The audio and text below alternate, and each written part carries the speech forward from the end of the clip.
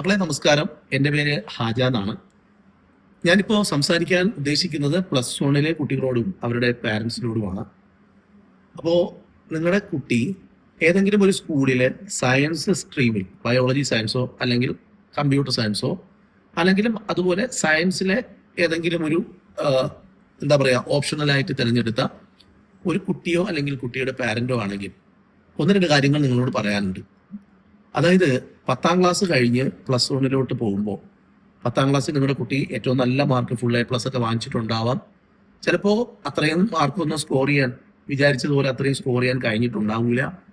പക്ഷെ ബയോളജി എന്ന് പറയുന്ന ഒരു സബ്ജക്റ്റ് അല്ലെങ്കിൽ കമ്പ്യൂട്ടർ സയൻസ് ഗ്രൂപ്പിൽ നമ്മൾ ആ സ്ട്രീം തിരഞ്ഞെടുക്കുന്നതോടെ 10ാം ക്ലാസ്സിൻ്റെ പ്രാധാന്യം അവസാനിച്ചു എന്ന് തന്നെ പറയാം. ഇനി നമ്മൾ തിരഞ്ഞെടുത്തിരിക്കുന്ന ആ ഒരു സയൻസ് ആ ഗ്രൂപ്പിൽ ഏറ്റവും കൂടുതൽ മാർക്ക് വാങ്ങി സ്കോർ വാങ്ങി നമ്മൾ പാസ്സാവണം.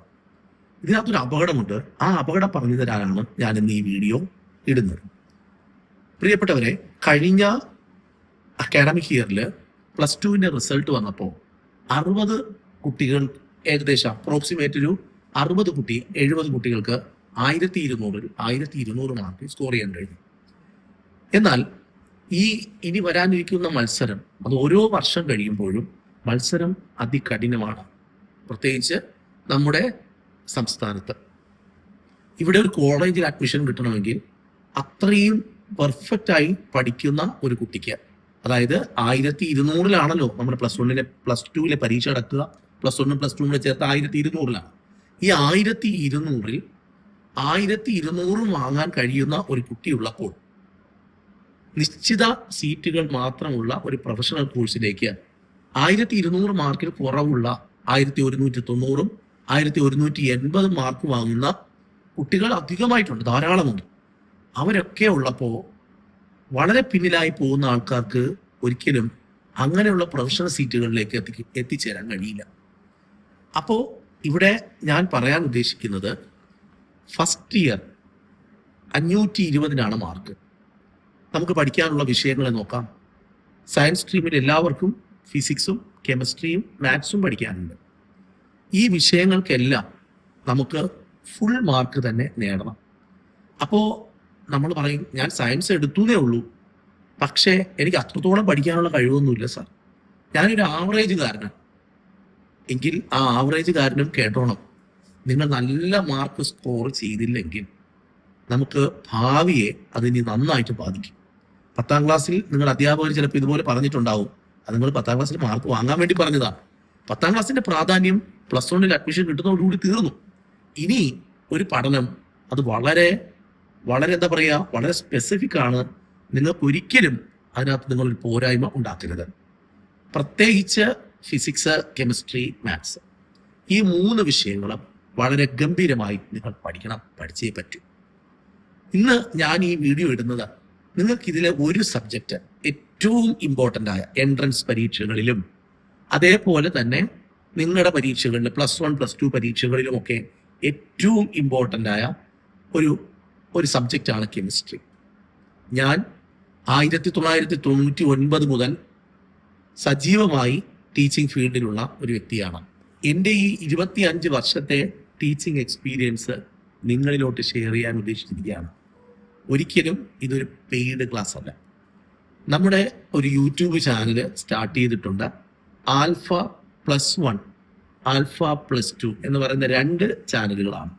ഈ ചാനലുകളിലൂടെ നിങ്ങൾക്ക് വളരെ വ്യക്തമായി കെമിസ്ട്രിയുടെ A to Z കാര്യങ്ങൾ നിങ്ങളിലേക്ക് എത്തിക്കുകയാണ്.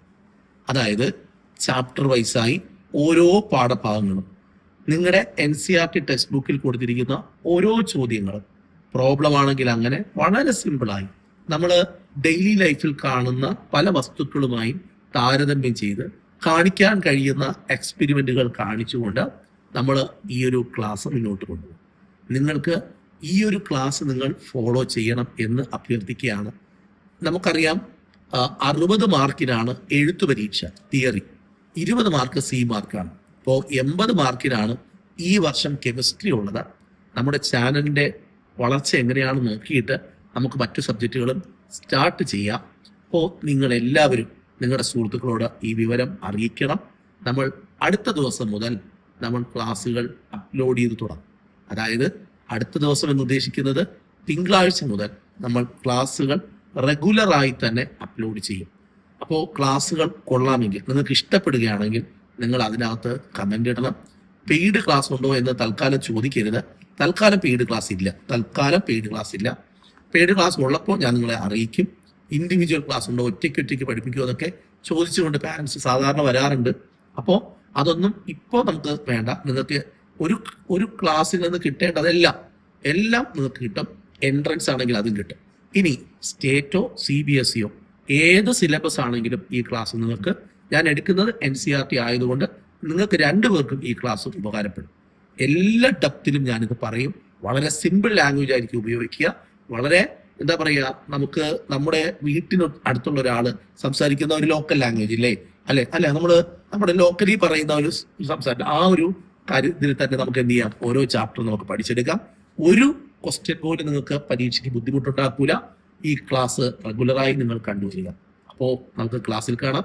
അപ്പോൾ തിങ്കളാഴ്ച വരെ കാത്തിരിക്കുക. ഏറ്റവും നല്ല ക്ലാരിറ്റിയിൽ ഏറ്റവും നല്ല മെറ്റീരിയൽ ആയിരിക്കും നിങ്ങൾക്ക് തരുന്നത്.